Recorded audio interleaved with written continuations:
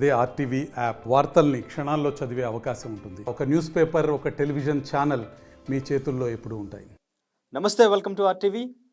యువ సామ్రాట్ Ravi betting apps మీద ఎప్పటి నుంచో యుద్ధం చేస్తూ వస్తున్నారు. గత కొంతకాలంగా ఆయన ఇంటర్వ్యూస్లో బెట్టింగ్ యాప్స్ గురించి, ప్రమోట్ చేసే వాళ్ళ గురించి మాట్లాడుతూ ఉన్నారు. అయితే ఈ మధ్యకాలంలో కొంత గ్యాప్ తీసుకుని ఇప్పుడు తను కొన్ని ప్రూఫ్స్ తీసుకుని మన ముందుకైతే వచ్చేసారు. ఈరోజు మనతో పాటు యువ సామ్రాట్ లీగల్ టీం నాగూర్ బాబు గారు కూడా మనతో పాటు ఉన్నారు. అండ్ ఇంకా యువ సామ్రాట్ రవి కూడా ఉన్నారు. వాళ్ళు అసలు కొత్తగా ఏ ప్రూఫ్స్ తీసుకొచ్చారు, ఏం ప్రూవ్ చేయాలనుకుంటున్నారు, అసలు పోలీస్ స్టేషన్లో నిజంగానే కేసు ఫైల్ చేశారా, ఇటువంటి నిజాలన్నీ కూడా తెలుసుకునే ప్రయత్నం చేద్దాం. హలో అండి. హలో నమస్తే.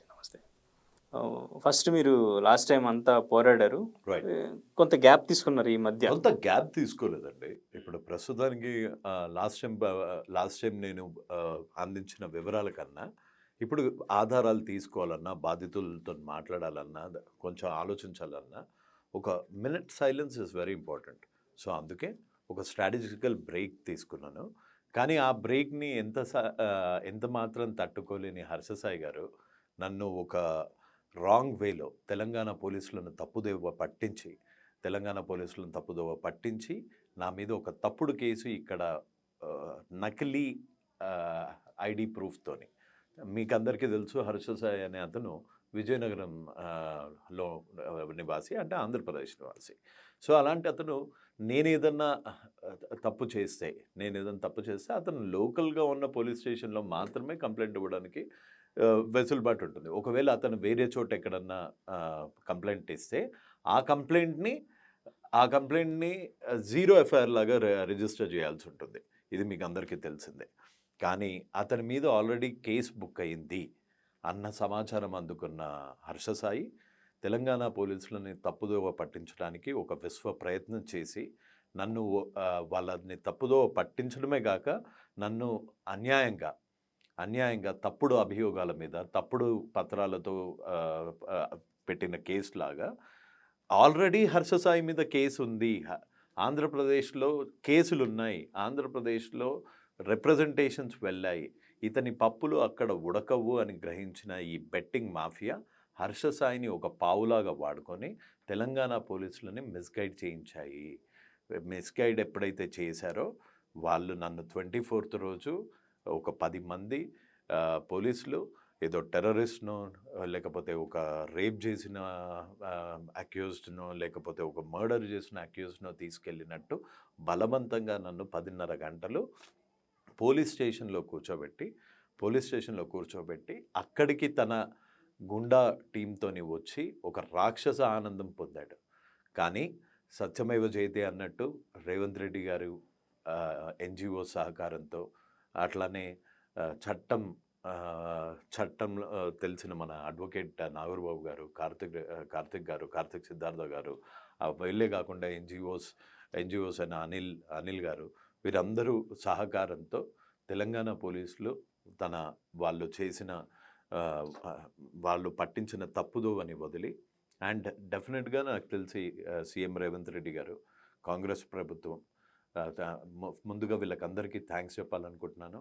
And at the same time Telangana పోలీసులకి అతను చేసిన తప్పుని పసిగట్టి నాకు సహకరించిన తెలంగాణ పోలీస్ డిపార్ట్మెంట్కి ముందుగా ధన్యవాదాలు చెప్పాలనుకుంటున్నాను. Okay, right. సో ఇప్పుడు మీరు చెప్పిన దాంట్లో మీరు చేస్తున్న యుద్ధం అంతా బెట్టింగ్ యాప్స్ మీద కంటే పర్సనల్గా, వ్యక్తిగత కక్షలాగా హర్షసాయి మీద గ్రడ్జ్ లాగానే కనిపిస్తూ ఉంది. ఇది హర్షసాయి మీదనే గ్రడ్జ్ లాగా ఎక్కడ కనిపిస్తుంది మీకు? ఇది హర్షసాయి మీద గ్రడ్జ్ అయితే నేను హర్షసాయి మీద కంప్లైంట్ ఇవ్వాలి. నేను హర్షసాయి మీద కంప్లైంట్ అయితే ఏమైంది? ఇది నాన్ కాగ్నిజబుల్ కేసు అని ఎఫ్ఐఆర్ని నేను 10వ తారీఖున రిజిస్టర్ చేస్తే కోర్టు పర్మిషన్ తీసుకొని ఆ ఎఫ్ఐఆర్ని 20th రిజిస్టర్ చేయడం జరిగింది. కోర్టు పర్మిషన్ తీసుకొని అదే విజయనగరం జిల్లా వాసైన హర్షసాయి ఇక్కడ సైబర్ క్రైమ్లో పోలీస్ స్టేషన్ ఇస్తే 15వ తారీఖున కోర్టు పర్మిషన్ లేకుండా కాగ్నిజబుల్ అఫెన్స్ లాగా దాన్ని రిజిస్టర్ చేయడం జరిగింది. రెండిట్లో తేడా మీకు తెలీదా? Okay, right. సో అంటే మీరు కేసు ఫైల్ చేసే వరకు వచ్చారు, ఇది మాట్లాడదాం.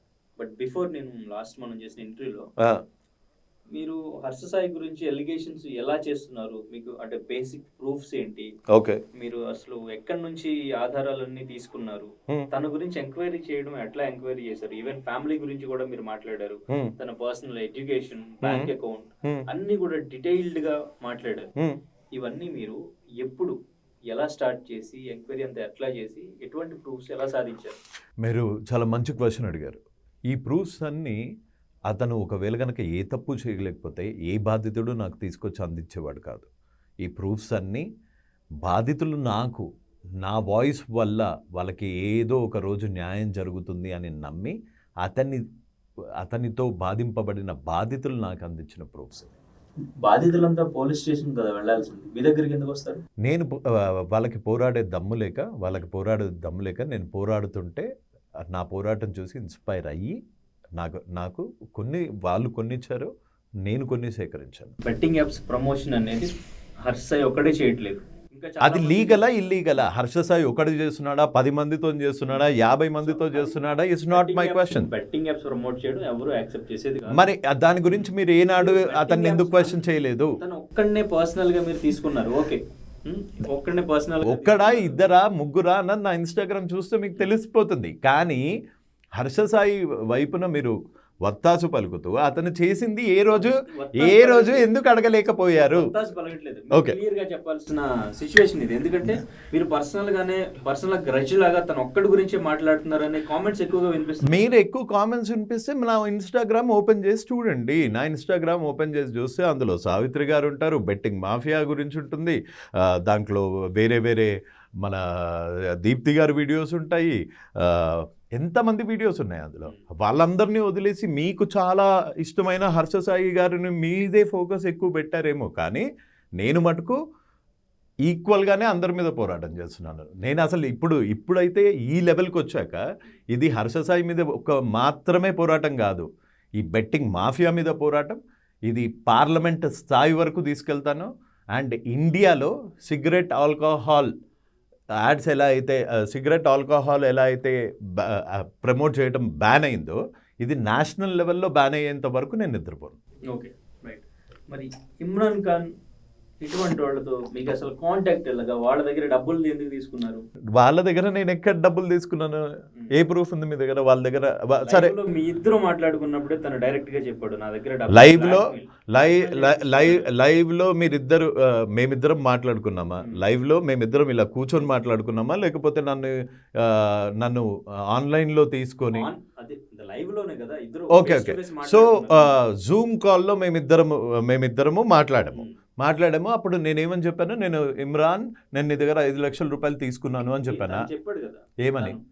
తను ఏదన్నా చెప్పొచ్చండి. నేనేం చెప్పాను ఆ పాయింట్స్ వినిపియండి. తను బ్లాక్ మెయిల్ చేసి తీసుకున్నాడు 1,00,000 రూపాయలు అన్నట్టుగానే తన వెర్షన్ లో తను చెప్పాడు. అది చెప్పాడా? అది ప్రూఫ్ ఉందా? మీరు ఎగ్జాక్ట్లీ నన్ను బ్లాక్మెయిల్ చేసి 1,00,000 రూపాయలు తీసుకున్నాడు అన్నది మీరు ప్రూవ్ చేయగలగకపోతే what is the remedy you want to give? మీరు ఏ శిక్షకి రెడీ? నేను అన్నానా వదిలేయండి. అతను అన్నాడా అనలేదా అన్నది సెకండరీ. అన్నాడు అని మీరు అన్నారు. సో మీరు అన్నదానికి మీరు రెమెడీ ఏంటి? అది తప్పు అని మీరు ప్రూవ్ అయితే వాట్ ఈస్ యువర్ రెమెడీ? మీరేం చేస్తారు? చూద్దాం. ఎగ్జాక్ట్లీ తీసుకున్నాడు. నా దగ్గర ముందు 5 లక్షలు తీసుకున్నాడు, తర్వాత 1,00,000 రూపాయలు తీసుకున్నాడు. ముందు 5 లక్షలు రవి తీసుకున్నాడా? మీరు తీసుకున్నారు. ఎవరికని చెప్పి తీసుకున్నారు అనేది 5 లక్షలు తీసుకున్నాడా? 5 లక్షలు తీసుకున్నాడు అని అన్నాడా? ఓకే, ఆ బిట్ మాత్రమే చేయండి.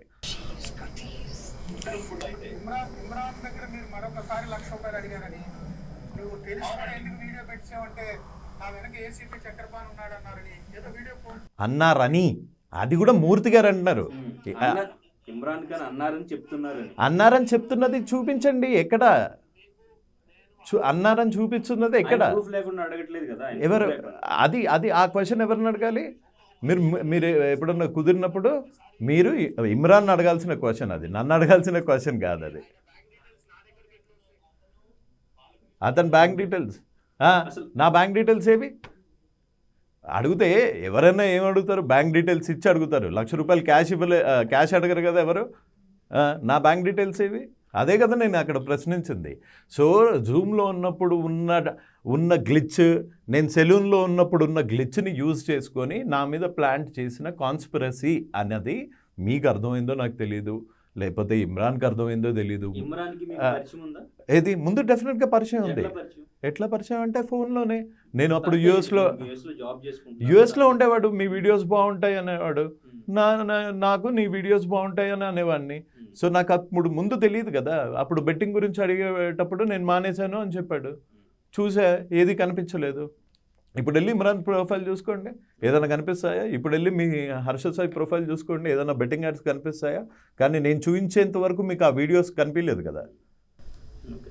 సో ఇమ్రాన్ ఖాన్ దగ్గర మీరు ఎప్పుడు డబ్బులు అడగలేదు? నేను ఎందుకు అడుగుతాను? నేను ఫండ్ కలెక్ట్ చేయడానికి అని చెప్పేసి ఏ ఫండ్ కలెక్ట్ చేయడానికి స్వామి? ఎవరిదో బాడీ. సో మీరు అడగాల్సింది, నువ్వు ఫండ్ ఎవరికి పంపించావు, అది జెన్యూన్ కాదా, లేకపోతే అది చెక్ రూపంలో ఇచ్చావా, ఎలా ఇచ్చావు, ఆ క్వశ్చన్స్ పడాల్సింది ఎవరికి? Party A to party B, not to the party C.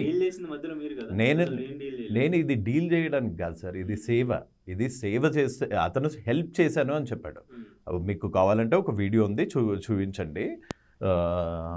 It should be there in my Instagram. And అది అతను చేసిన చారిటీ.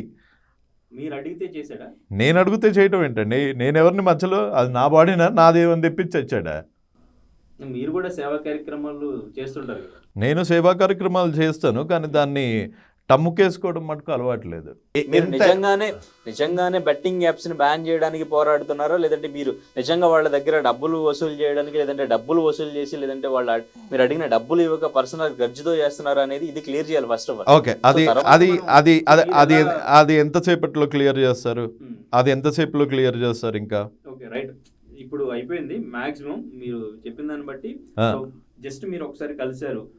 మీరు అసలు ఫస్ట్ ఆఫ్ ఆల్ ఆ క్వశ్చన్స్ నాకు అవి మీ క్వశ్చన్సా లేకపోతే జనాల క్వశ్చన్సా అన్నది నాకు తెలియట్లేదు. జనాలు క్లారిఫై అయిపోయారు దాని మీద కూడా. ఇది series of 10th interview. So 10th interview వరకు కూడా జనాలు కన్విన్స్ కాలేకపోతే కన్విన్స్ చేయాల్సిన బాధ్యత నాది కాదు. నేను తప్పు చేస్తే చట్టాలు ఉన్నాయి, ఆ చట్టాలు చూసుకుంటాయి. మొన్నటి వరకు మీరు నాన్ స్టాప్గా ఇంటర్వ్యూస్ ఇచ్చారు. అప్పుడు నా దగ్గర లీగల్ ప్రూఫ్స్ ఏమి అంతగా లేవు, ఇంకా నేను ముందుకు తీసుకురావడానికి, కానీ కొంతవరకు ప్రూఫ్స్ చూపించారు. రైట్. సో ఇప్పుడు గ్యాప్ తీసుకుని మీరు ఏం కలెక్ట్ చేశారు? ఆ స్టెప్ బై స్టెప్ నాకు జరిగిన అన్యాయంకి మీరు లాయర్ గారిని అప్రోచ్ అవ్వకముందు మీ ప్రొసీజర్ ఏంటి చెప్పండి, తర్వాత ఆయన ఎలా ముందుకు తీసుకెళ్లారని ఆయన అడుగుతాను. ఒక నిమిషం. నాకు జరిగిన అన్యాయానికి మా లాయర్ గారు, అసలు నేను అంతకుముందు ఏ స్టెప్స్ చేశాను, ఎవరెవరిని కలిశాను, నారా లోకేష్ గారిని ఎందుకు కలవాల్సి వచ్చింది, మన చీఫ్ సెక్రటరీ గారికి ఎలాంటి లెటర్, ఎలాంటి రిప్రజెంటేషన్స్ పంపాను, ఆంధ్రప్రదేశ్లో మీ హర్ష సాయి అగెయిన్స్ట్గా ఎలాంటి లీగల్ మూవ్ చేశాను, విజయనగరం వాసి అయిన హర్ష సాయి విజయనగరంలో కాకుండా హైదరాబాద్ వచ్చి తెలంగాణ పోలీసులను తప్పుదోవ పట్టించాలని ఎలా ట్రై చేశాడు, ఇదంతా మా లాయర్ గారు మీకు క్లుప్తంగా చెప్తారు. ఓకే, అదే లాయర్ గారు చెప్తారు. నేను చెప్పింది ఆయన వరకు వెళ్ళే వరకు మీరు ఈ గ్యాప్లో మీరు ఏం చేశారు? నేను ఆయనను అప్రోచ్ అయ్యి ప్రిన్సిపల్ సెక్రటరీ గారికి లెటర్స్ రాశాను. అట్లానే ఒక నిమిషం ప్రిన్సిపల్ సెక్రటరీ గారికి లెటర్స్ రాశాను. మీరు అడిగారు ప్రశ్న, జవాబు వినే ఓపిక ఉండాలి సార్. ప్రిన్సిపల్ సెక్రటరీ గారికి లెటర్ రాశాను. And at the same time home డిపార్ట్మెంట్కి, డీజీపీ గారికి, వీళ్ళకందరికీ రిప్రజెంటేషన్స్ ఇచ్చాను. అట్ ది సేమ్ టైం గౌరవనీయులు ఐటీ మినిస్టర్ అయిన నారా లోకేష్ గారికి దీని మీద రిప్రజెంటేషన్ ఇచ్చాను. హైకోర్టులో పిల్లికి మూవ్ అవుతున్నాను. And at the same time Telangana Uppal police స్టేషన్లో నేను పోలీస్ కంప్లైంట్ ఇచ్చాను. Okay, right. Okay, satisfied? Okay. Complaint ఇచ్చిన తర్వాత మీ మీద హర్ష సాయి కంప్లైంట్ చేశాడా? అవును. మీరు కంప్లైంట్ చేశారని తనకి నోటీసులు వెళ్ళినాయా? సో ఎలా తెలిసింది, ఏం జరిగింది? తెలుసుకొని దాని మీద, అందుకే అందులో ఏమైందో మీరు అడ్వకేట్ గారిని అడిగితే తెలుస్తుంది. ఓకే, లేకపోతే నన్నే చెప్పమంటే చెప్తా. Okay, right. సో ఆయన మీ దగ్గరికి అప్రోచ్ అయినప్పుడు తన వీడియోస్ ఇంతకు ముందు చూసారా మీరు? ఇంతకుముందు గారు. చూశాను వీడియోస్. ఓకే, మీకు జెన్యూన్ అనిపించిందా ఫస్ట్ మీరు ఈ కేసు తీసుకోవడానికి ప్రధానంగా ఫస్ట్ రీజన్ చెప్పండి? 1 minute. ఇది మీరు ఎంతసేపు కూడా ఇది హర్ష సాయి యువ సామ్రాట్ మధ్య ఏదో వార్ నడుస్తుంది అనే విధానంలో ప్రొజెక్ట్ చేస్తున్నారు, కానీ ఇట్ ఈజ్ డెఫినెట్గా భారతదేశ స్థాయిలో ఉన్నటువంటి ప్రధాన సమస్యగా గుర్తించలేకపోతున్నారు. దాన్ని ప్రొజెక్ట్ చేయడంలో కూడా విఫలం అవుతున్నాం మనం. ఎందుకు? ఎంతసేపు ఇది ఒక వ్యక్తుల మధ్య గొడవల చిత్రీకరణ అవుతుంది. సో దీనిని అసలు భారతదేశ స్థాయిలో ఏ రేంజ్లో ఉందో మనం అనాలిసిస్ చేయాల్సిన అవసరం ఉంది, ప్రజలకు తెలియాల్సిన అవసరం ఉంది ఫస్ట్. అది తెలియకుండా ఎంతసేపు ఇది హర్షసాయి లేకపోతే యువ సామ్రాటు లేదా XYZ వీళ్ళ మధ్య నలిగే ఇష్యూ కాదు. అసలు ఇది వీళ్ళ మధ్య జరుగుతున్నదే కాదు. ఇది యాక్చువల్గా 2017లోనే ఇల్లీగల్ బెట్టింగ్ మాఫియా గురించి, ఇల్లీగల్ బెట్టింగ్ యాప్స్ ఏవైతే నడుస్తున్నాయో వాటి గురించి ఇంటర్నేషనల్ సెక్యూరిటీ సిస్టమ్కి ఒక నివేదిక వచ్చింది.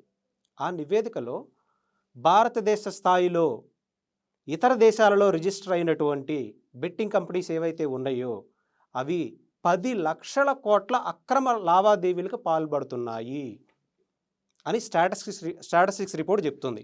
అట్ ది సేమ్ టైం ఆ అక్రమ లావాదేవీలకు పాల్పడడానికి 21% of the social media influencers కారణమవుతున్నారు క్రైమ్స్ చేయడానికి. ఇది స్టాటిస్టిక్స్ రిపోర్ట్. 2017లోనే ఆ స్థాయిలో ఉంటే డిజిటల్ మీడియా రంగం ఎంతో అభివృద్ధి చెందింది. ఇప్పుడు ఎన్ని లక్షల కోట్ల స్కామ్గా దీన్ని మనం చూడాలి? 20 లక్షల కోట్ల స్కామ్గా, 30 లక్షల కోట్ల స్కామ్గా చూడాల్సిన నెసెసిటీ లేదా? చాలామంది క్వశ్చన్ చేస్తున్నారు. లీగల్ కొంతమంది లీగల్ అంటున్నారు, కొంతమంది ఇల్లీగల్ అంటున్నారు. అసలు ఏంటి, ఏది లీగల్ ఏది ఇల్లీగల్ అనేది బయట అవేర్నెస్ ఎవరు క్రియేట్ చేయటంలా. ఎంత హర్షసాయి యువ సామ్రాట్, హర్షసాయి యువ సామ్రాట్, వార్ బిట్వీన్ హర్షసాయి యువ సామ్రాట్ అలా ఎప్పుడు ప్రాజెక్ట్ చేసి సమాజానికి మనం ఏం మెసేజ్ ఇస్తున్నాం? ఇంకాస్త నెగిటివిటీని స్ప్రెడ్ చేస్తున్నాం. కానీ it's a war between betting mafia and national security thread. ఇది నేను చెప్పట్లేదు, స్టాటిస్టిక్స్ రిపోర్ట్ చెప్తున్నాయి. War between betting mafia. ఎలాంటి మాఫియా ఇది? మనకి లీగల్ ఏది అసలు? ఫస్ట్ ఇది అవేర్నెస్ ఉండాలి. లీగల్ బెట్టింగ్ యాప్ ఏది, ఇల్లీగల్ బెట్టింగ్ యాప్ ఏది? భారత ప్రభుత్వం కింద మినిస్ట్రీ ఆఫ్ కార్పొరేట్ అఫైర్స్ కింద రిజిస్టర్ కాబడినటువంటి ప్రైవేట్ లిమిటెడ్గా కానీ, లిమిటెడ్ లయబిలిటీ పార్ట్నర్షిప్గా కానీ, ఓపీసీ ప్రైవేట్ లిమిటెడ్గా కానీ రిజిస్టర్ కాబడినటువంటి ఇతర దేశాల నుంచి ఆపరేట్ చేయబడుతున్నటువంటి ఎలాంటి బెట్టింగ్ యాప్ అయినా సరే it's a illegal betting app. ఇది ఫస్ట్. సో హర్షసాయి అయినా, ఇంకొకళ్ళైనా, XYZ అయినా, లేదా ఒక సినిమా హీరో అయినా, ఒక క్రికెటర్ అయినా ఇల్లీగల్ బెట్టింగ్ యాప్స్ని అంటే ఇతర దేశాలలో రిజిస్టర్ చేయబడి భారతదేశ ఆర్థిక వ్యవస్థ మీద దాడి చేస్తున్నటువంటి ఈ ఇల్లీగల్ బెట్టింగ్ యాప్స్ని ప్రమోట్ చేస్తే మినిస్ట్రీ ఆఫ్ కార్పొరేట్ అఫైర్స్ చట్టాల ప్రకారం, at the same time money laundering చట్టాల ప్రకారం, at the same time supreme court guidelines ప్రకారం, at the same time consumer protection violations ప్రకారం, గైడ్లైన్స్ ప్రకారం, ఐటీ యాక్ట్ ప్రకారం ఇది ఒక పెద్ద నేరం. ఈ నేరాన్ని ఆపటంలో మరి భారత ప్రభుత్వం ఏమీ చర్యలు తీసుకోవట్లేదా అని మనం క్వశ్చన్ చేసుకుంటే ఇది ఒక సైబర్ టెర్రర్ అటాక్. అంటే వాళ్ళు వీడియోస్ రూపంలో క్లియర్గా అందరికీ కనిపించేలాగా వీడియోస్ చేస్తున్నప్పుడు ఎస్, మీకు లీగల్కి ఇల్లీగల్కి క్లారిటీ ఇస్తున్నాను కదా. మీకు ఇప్పుడు లీగల్ అంటే క్లారిటీ, ఇల్లీగల్ అంటే క్లారిటీ వచ్చేసింది. ఇప్పుడు లీగల్ ఏంటి? లీగల్ ఏంటంటే ఇండియన్ గేమింగ్ యాక్ట్ ప్రకారం మినిస్ట్రీ ఆఫ్ కార్పొరేట్ అఫైర్స్ కింద రిజిస్టర్ అవ్వబడినటువంటి ప్రైవేట్ లిమిటెడ్ కంపెనీ లేదా లిమిటెడ్ లయబుల్ పార్ట్నర్షిప్ కంపెనీ ఏదైనా బెట్టింగ్ యాప్ రన్ చేస్తున్నామని రన్ చేస్తే అది లీగల్. ఓకే, అలా రిజిస్టర్ అవ్వలేదు అంటే అది ఇల్లీగల్.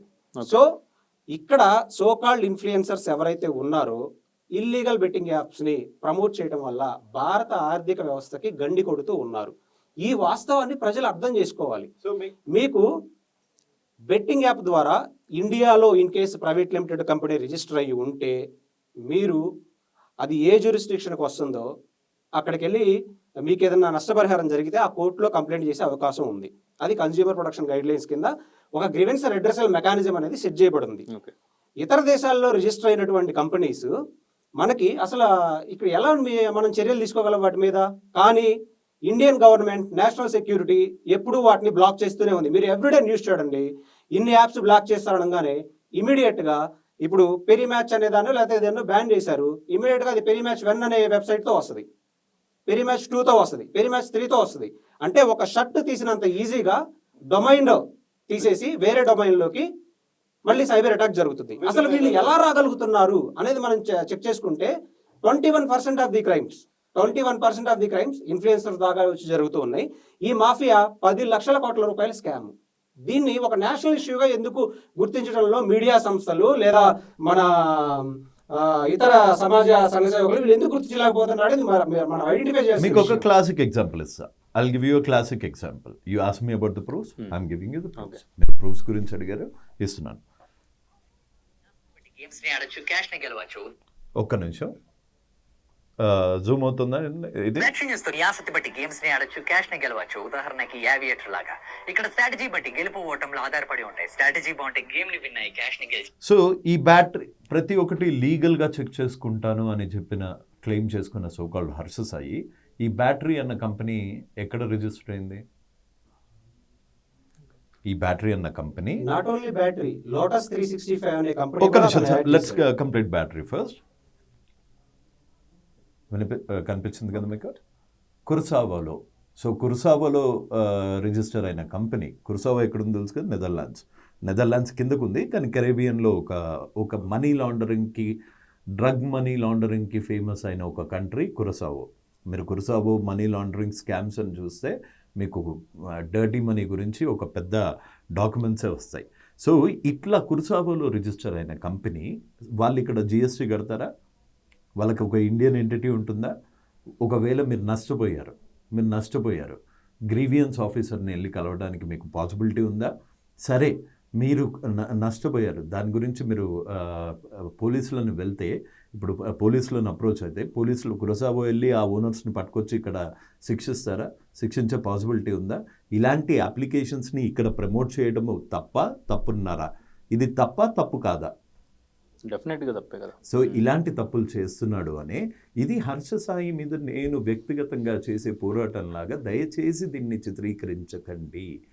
ఇది వ్యవస్థలో ఇలాంటి ఇన్ఫ్లుయెన్సర్స్ తెలిసి తెలియక ఇంత భారీ స్కామ్స్ చేస్తుంటే ఇది దేశ సెక్యూరిటీకి ప్రాబ్లం ఉంటుంది అన్న థాట్తోని దీన్ని ముందుకు తీసుకెళ్తున్నానే కానీ ఇంకా ఇందులో చిన్న ₹1,00,000, 10,000, 2,000 అభియోగాలు, అరెస్టులు ఇలాంటివి వస్తూనే ఉంటాయి.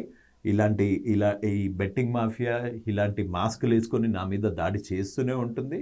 నేను దాని నుంచి నన్ను మా నాగు గారుని, కార్తిక్ గారులని వాళ్ళు కాపాడుతూనే ఉంటారు. నేను ఫస్ట్ ఆఫ్ ఆల్ తెలంగాణ పోలీస్కి థ్యాంక్ యూ ఎందుకు చెప్తున్నాను అంటే, వాళ్ళని తప్పుదోవ పట్టించాలని చూసిన హర్ష సాయి మీదనే నన్ను కేసు రాయమని అడిగారు. అలాంటి ఎవిడెన్సెస్ అన్నీ వాళ్ళకి ప్రొడ్యూస్ చేశాను. ఇప్పుడు ఐఎమ్ సో హ్యాపీ, ఎందుకంటే తెలంగాణ పోలీసులు నాకు తెలిసి అతి త్వరలో సుమోటోగా కేసు మిగతా బాధితులు కూడా బయటకు వస్తారు. ఎందుకంటే ఆంధ్రాలో ఇతను పప్పులు చెలవు.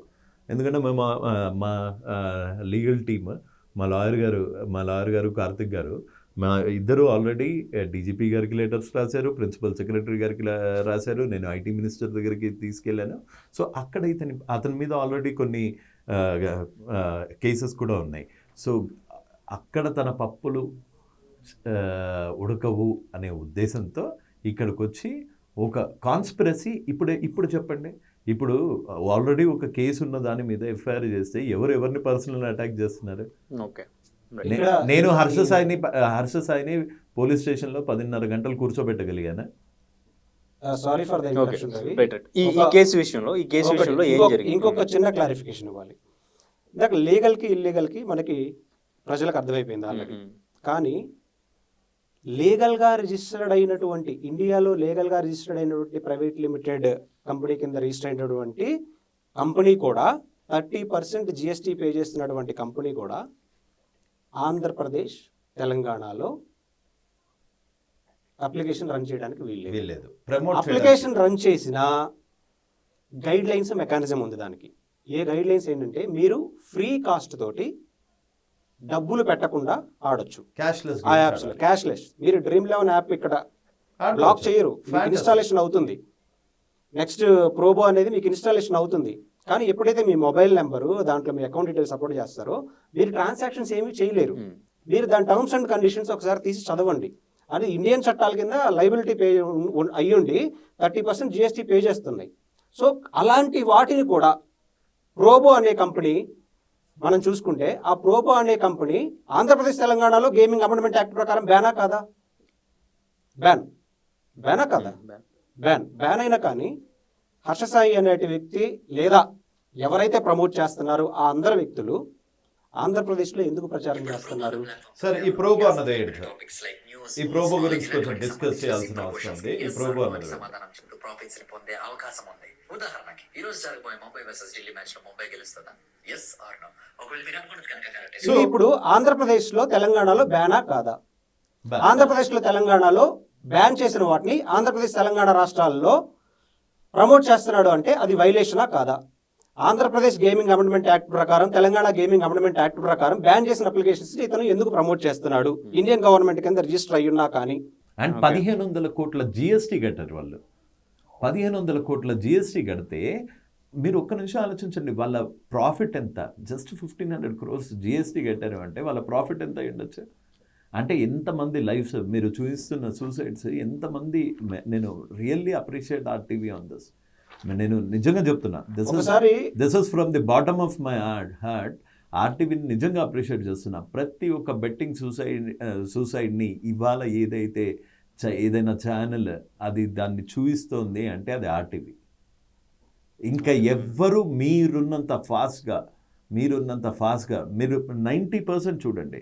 90% majority of my reels are on RTV. మీరు చూసారో లేదో, ప్రతి ఒక్క బాధితుడిని మీరు కవర్ చేశారు ఇక్కడ. ప్రతి ఒక్క బాధితుడిని ఎవరన్నా సూసైడ్ చేసుకున్నారంటే RTV was there covering it. But the root causes these influencers అండి. వీళ్ళ బండారం బయటపడడానికి RTV కూడా ఒక ఇనిషియేషన్ తీసుకొని ఇలాంటి ప్రమోట్ చేసే వాళ్ళని మన తెలుగు రాష్ట్రాల్లో ఈ ఇన్ఫ్లుయెన్సర్స్ దీన్ని ప్రమోట్ చేయకుండా బ్యాన్ చేసే దాంట్లో నాకు RTV ప్లీజ్ హెల్ప్ చేయాలి అని కోరుకుంటున్నాను. ఒకసారి మీరు ఇది మీడియాలో ప్రొజెక్ట్ చేయండి ఈ సర్వే రిపోర్ట్ని. భారతదేశంలో 10 లక్షల కోట్ల ఇల్లీగల్ బెట్టింగ్ మాఫియా. ఇది ఒక న్యూస్ కాదండి. International centre for sports security ఇచ్చిన రిపోర్టు, the security and scientific and technical research association ఇచ్చిన రిపోర్టు. ఈ 10 లక్షల కోట్ల ఇల్లీగల్ బెట్టింగ్ మాఫియా ఫండింగ్ ఎలా బయటికి వెళ్తుందంటే తీవ్రవాద సంస్థలకు వెళ్తుంది. నా వర్డ్ కాదు ఇది, మీరు ఒకసారి రిపోర్ట్ చూపించండి. నేషనల్ సెక్యూరిటీకి థ్రెడ్ ఉంది. వీళ్ళు లింక్ పెడతారు, మన అకౌంట్ డీటెయిల్స్ మొత్తం ఎక్కడో ఇతర దేశాల్లో కూర్చున్నట్టు వాటికి వెళ్తాయి ఐడెంటిటీ థ్రెడ్స్. 90% పాకిస్తాన్ నుంచో ఇంకొక నుంచో మన ఐడెంటిటీని యూజ్ చేసుకొని ఒక టెర్రరిస్ట్ ఇక్కడ అనాథరైజర్ గా వచ్చి ఐడెంటిటీని యూజ్ చేయడానికి గ్యారంటీ ఏమన్నా ఉందా? మన బ్యాంకింగ్ సిస్టమ్ ని యాక్సెస్ అక్కడి నుంచి చేయగలుగుతున్నారంటే మన బ్యాంక్ అకౌంట్లలో నుంచి లక్షల రూపాయలు పోవని గ్యారంటీ ఏమన్నా ఉందా? హర్షసాయి మీద లేదా ఇంకా కొంతమంది మీద సైబర్ నేరాలు సుమోటాగా ఎందుకు బుక్ అవ్వడం లేదు? లింక్ పోస్ట్ చేసిన వెంటనే. రైట్. సో వీళ్ళు అంటే ఇల్లీగల్ యాప్స్ని అంత ధైర్యంగా ప్రమోట్ చేస్తున్నప్పటికీ అంటే ఇటువంటి వాళ్ళు ముందుకొచ్చి మాట్లాడితే తప్ప గవర్నమెంట్ ఎందుకు యాక్షన్ తీసుకోవట్లేదు? ఎస్, ఇందాక చెప్పాను, గవర్నమెంట్ నేషనల్ సెక్యూరిటీ అనేది రెగ్యులర్గా వెబ్సైట్ని బ్యాన్ చేస్తూనే ఉంది. వెబ్సైట్ని బ్యాన్ చేస్తుంటే మళ్ళీ కొత్త వెబ్సైట్తో వీళ్ళు డొమైన్తో వస్తున్నారు, వాళ్ళ security system.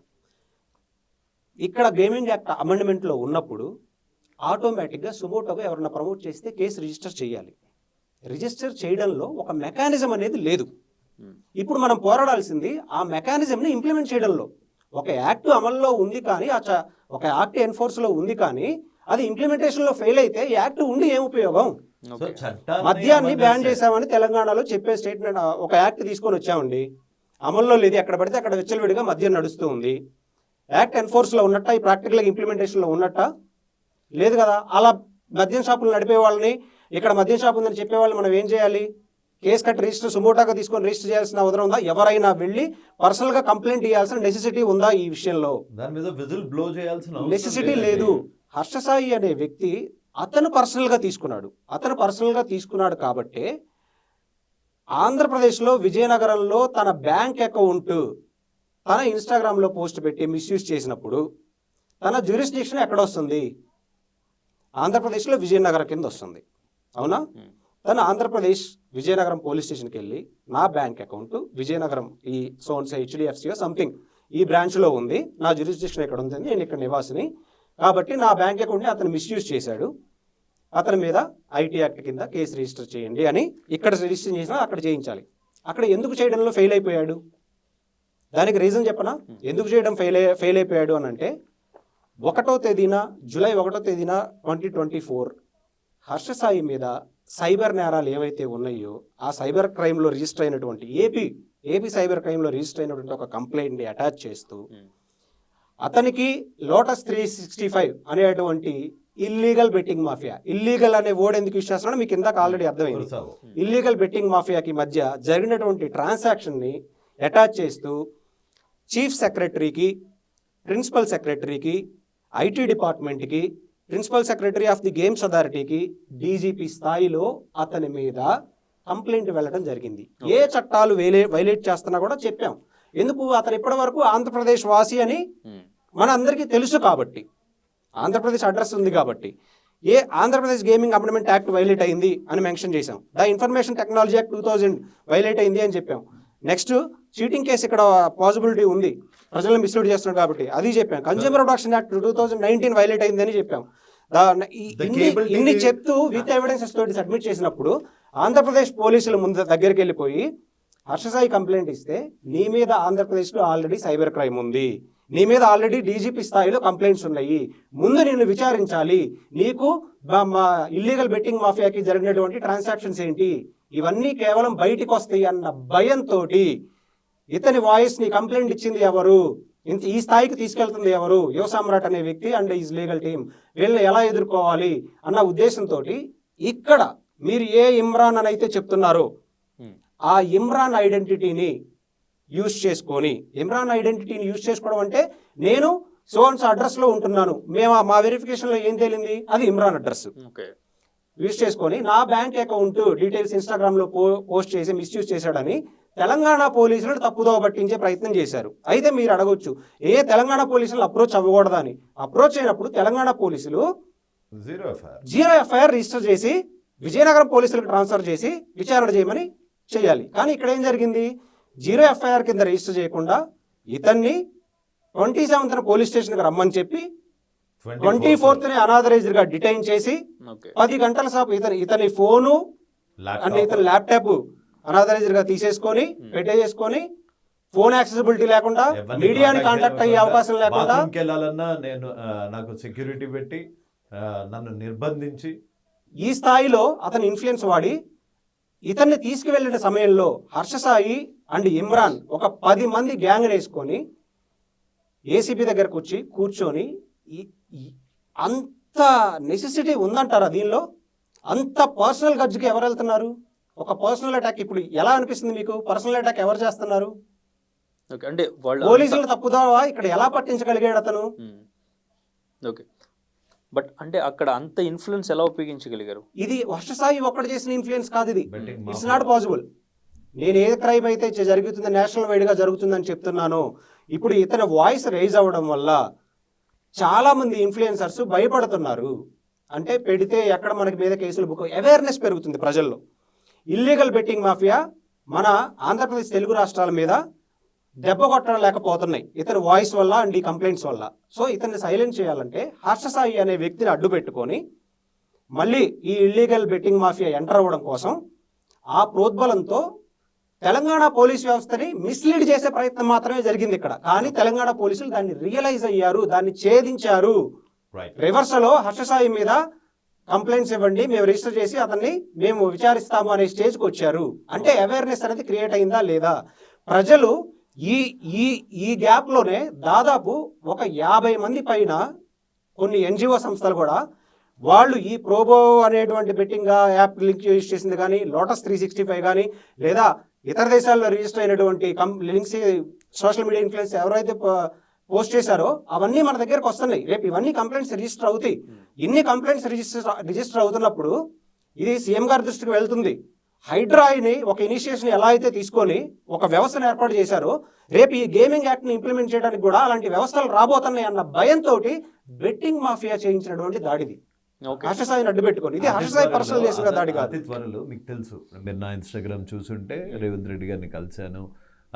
And very soon Revanth Reddy గారు దీని మీద ఉక్కుపాదంతో దీన్ని తొక్కేస్తారు.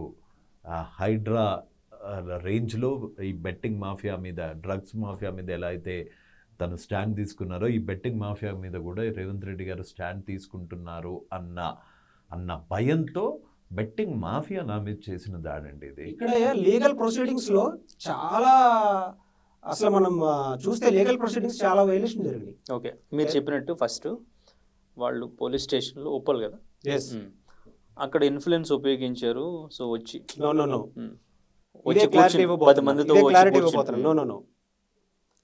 జూలై 10వ తారీఖున రవి యువసామ్రాట్ అనే వ్యక్తి ఉప్పల్ పోలీస్ స్టేషన్కి వెళ్ళి, అయ్యా నేను ఉప్పల్ పోలీస్ స్టేషన్ పరిధిలో ఉంటున్నాను, నాకు Imran and Harsha Sai and his fans ద్వారా థ్రెటనింగ్ కాల్స్ వస్తున్నాయి ఫస్ట్.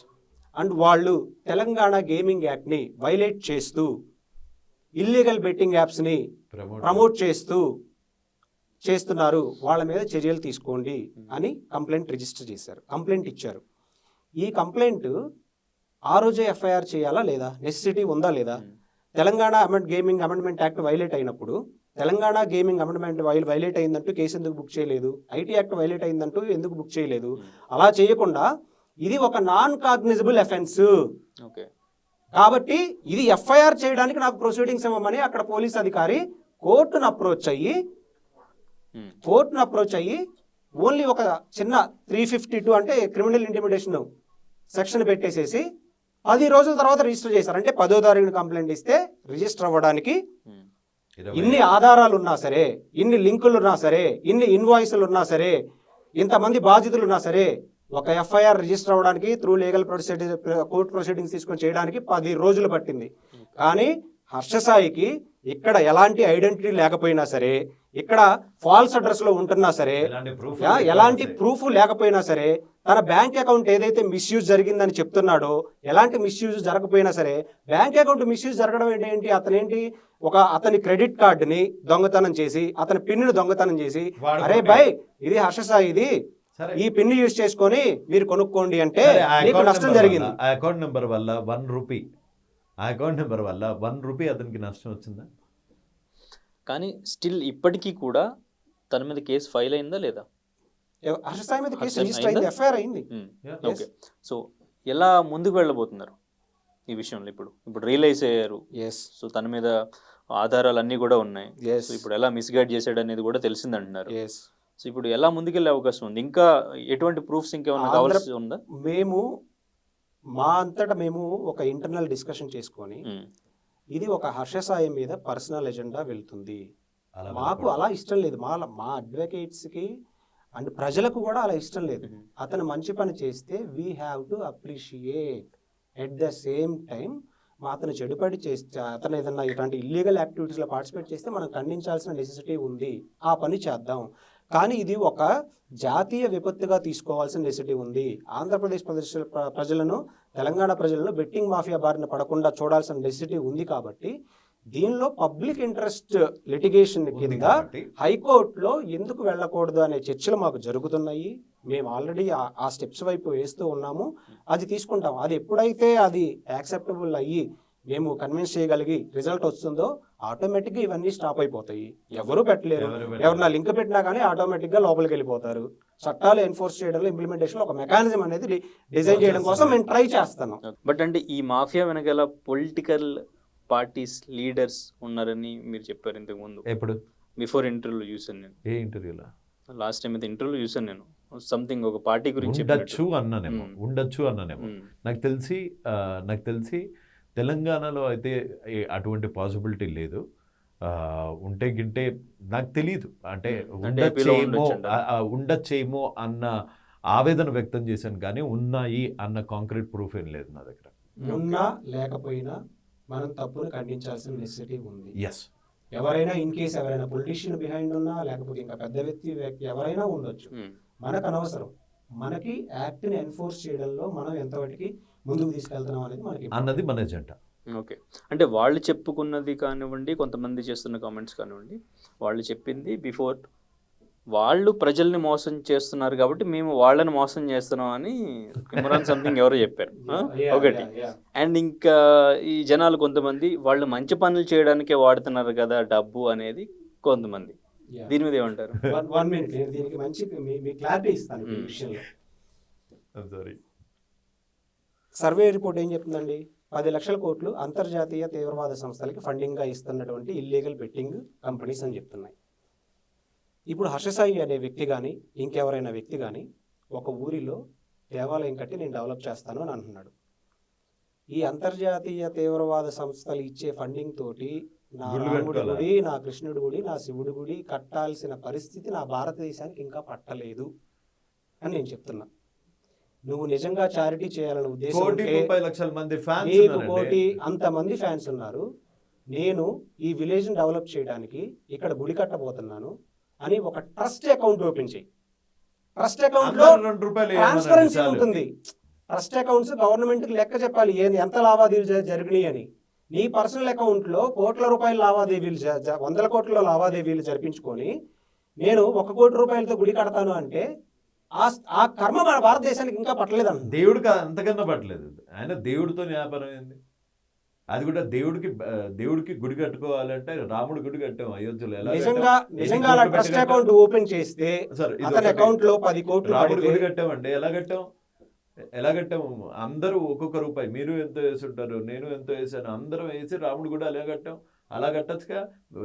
గుడి కట్టడానికి బెట్టింగ్ వాళ్ళ దగ్గర నుంచి తీసుకున్న డబ్బులు, బెట్టింగ్ మాఫియా దగ్గర నుంచి తీసుకొని అమాయకుల శవాల మీద వచ్చిన డబ్బులతోని గుడిలు కడతారు ఎవరన్నా? అది మంచి పనా? ఒకటి, ఆ 10 కోట్లు ఈ ట్రస్ట్ అకౌంట్ లో ఉండుంటే ప్రతి రూపాయి కూడా గుడికే ఖర్చు అవుతుంది, అతని లగ్జరీ లైఫ్ ఖర్చు అవ్వదు. దాన్ని మనం అర్థం చేసి డిజైనర్ షర్ట్లకి, బుడబుక్కల కోట్లకి కాదు. ఎలా పడుతుంది ఫుల్ స్టాప్? ఇప్పుడు కొంచెం గ్యాప్ తీసుకుని కొన్ని ప్రూఫ్స్ తీసుకుని వచ్చారు. నిజంగా హర్షసాయి లాంటి వాళ్ళు అరెస్ట్ అయ్యే ఛాన్స్, జైలుకి వెళ్ళే ఛాన్స్, ఇవన్నీ కూడా ఫుల్ స్టాప్ పడే ఛాన్స్ జరుగుతుంది అంటారు? 100% జరుగుతుంది. సత్యమేవ జయతే. నాకు రేవంత్ రెడ్డి గారి మీద 100% నమ్మకం ఉంది. ఆయన ఇవాళ కాకపోతే రేపు హైడ్రాలానే ఇలాంటి బెట్టింగ్ మాఫియా మీద ఉక్కు పాదంతో దాన్ని చేసేస్తారు, డ్రగ్స్ని చేశారు. హైడ్రాతో కబ్జాగారుల గుండెల్లో నిద్రపోతున్నారు. వెరీ సూన్ ఈ బెట్టింగ్ మాఫియా గుండెల్లో కూడా ఆయన నిద్రపోతారు అని నాకు 100% కాన్ఫిడెన్స్ ఉంది. And at the same time నాకు ఆంధ్రప్రదేశ్లో చంద్రబాబు నాయుడు గారి మీద, ఆయన గవర్నింగ్ స్కిల్స్ మీద నేను ఆల్రెడీ ఈ రిప్రజెంటేషన్ లోకేష్ గారికి ఇవ్వడం జరిగింది. సో అతి త్వరలో చర్యలు, చట్టం తన పని తాను చేసుకుంటూ పోతుంది. అండ్ అంటే మీ మీద కొంతమంది పర్సనల్గా ఈ బిగ్ బాస్ ఆఫర్ అండ్ ఇంకా పొలిటికల్ ఎంట్రీ ఇటువంటి వాటి కోసం ఆయన గట్టిగా ట్రై చేస్తున్నాడు అని చెప్పేసి కామెంట్స్ వినిపిస్తున్నాయి. ఇప్పుడు అవసరం ఉందా మీకు అవి ఏమైనా? ఇప్పుడు బిగ్ బాస్ ఎంట్రీ అన్నారు. సో మీరు నన్ను బిగ్ బాస్ లో చూడరు. Next political entry. I do not have any political immediate, అంటే దీని తర్వాత ఇమీడియట్ గా వెళ్ళిపోయి నేను సీఎం అయిపోలేను కదా, కనీసం కార్పొరేటర్ కూడా అయిపోలేను కదా. ఒక ఉద్యమం చేశాక, ఎంతో కొంత మంచి చేశాక ఒక మంచి పేరు వస్తాయి. ఆ పేరుతో ఎవరికన్నా ప్రాబ్లం ఉంటే నేను వాళ్ళని ఏమనాలి, ఏం హెల్ప్ చేయాలి? Right sir. సో ఫైనల్లీ అంటే మీరు చాలా ప్రూఫ్స్ తీసుకుని వచ్చారు. సో ఫైనల్లీ కన్క్లూషన్ ఏమిద్దాం అనుకుంటున్నారు? ఫైనల్ కన్క్లూజన్ ఒకటే అండి, ఎవరైనా సరే ఫస్ట్ ఈ చట్టాల ఇన్ఫ్లుయెన్సర్కి చెప్తున్నాను, ఏ ఇన్ఫ్లుయెన్సర్ కూడా దయచేసి ఆంధ్ర తెలంగాణలో ఇల్లీగల్ బెట్టింగ్ యాప్స్ అయినా సరే లీగల్ బెట్టింగ్ యాప్స్ అయినా ప్రమోట్ చేయడం ఆపండి. లేదా ఈ రోజు కాకపోతే రేపైనా సరే ఈ చట్టాలు ఇంప్లిమెంటేషన్లోకి వచ్చినప్పుడు, ప్రాక్టికల్గా ఇంప్లిమెంటేషన్ చేయడం మొదలుపెట్టినప్పుడు ఒకళ్ళు లోపలికి వెళ్తే మిగతా వాళ్ళందరూ కూడా లోపలికి వెళ్తారు. నేను రిక్వెస్ట్ చేస్తుంది అది. మీరు ఆపితే కనీసం ఒక 20% ఆఫ్ ది క్రైమ్ రేట్ని మనం తగ్గించగలుగుతాం. అది చేస్తే చాలు, వీఆర్ హ్యాపీ. అండ్ మన భారతదేశానికి రావాల్సిన ఆర్థిక సంపదని మన భారత గవర్నమెంట్ యూజ్ చేసుకునే విధంగా చేయగలుగుతాం. దీని మీద చావులు అవుతాయి. మేము ఫైట్ చేసేది దానికోసం అండి. దీని మీద చావులు అవుతాయి. దీని మీద చావులు అవుతాయి. కుటుంబ ఆర్థిక వ్యవస్థ రోడ్డు మీద పడకుండా ఉంటుంది. అంటే ఇది హర్షసాయితోనే స్టార్ట్ అవుతుంది అనుకోవచ్చా? అవ్వచ్చు, డెఫినెట్ గా. ఎందుకంటే ఇప్పటికీ కేవలం ఈ ఇంటర్వ్యూస్ ఎప్పుడైతే స్టార్ట్ అయినాయో, ఇతను ఎప్పుడైతే పర్సనల్గా అటాక్ చేయడం మొదలు పెట్టారో, ఇతనికి సపోర్ట్గా ఉన్నటువంటి అతను పెట్టిన అప్లికేషన్స్ లింక్ ఓపెన్ చేయడం ద్వారా నష్టపోయినటువంటి వ్యక్తులందరూ కాంటాక్ట్ అవడం మొదలవుతున్నారు. వాళ్ళు సైబర్ కంప్లైంట్స్ ఇస్తూ ఉన్నారు. ఆల్మోస్ట్ ఇప్పటికి దాదాపు నాకే ఒక 50 ఫోన్ కాల్స్ వచ్చినాయి. ఈ 50 మెంబర్స్ మా గైడ్ లైన్స్ ప్రకారం వాళ్ళు సైబర్ క్రైమ్ రిజిస్టర్ చేయగలిగితే డెఫినెట్గా ఒక హర్ష సాయే కాదు, ఎవరైనా సరే లోపలికి వెళ్ళాల్సిందే. It's not about Harsha Sai. Okay, right sir. Thank you sir, thank you so much. you, thank thank you. you so much. డెఫినెట్గా మీ పోరాటం సక్సెస్ అవ్వాలని అయితే మనస్ఫూర్తిగా కోరుకుంటున్నాం. Thank you so much. Thank you జై so హింద్. much. మరిన్ని వీడియోస్ కోసం ఛానల్ ని సబ్స్క్రైబ్ చేయండి. లేటెస్ట్ అప్డేట్స్ కోసం వాట్సాప్ ఛానల్ ని ఫాలో చేయండి అండ్ లింక్ డిస్క్రిప్షన్ లో ఉంది.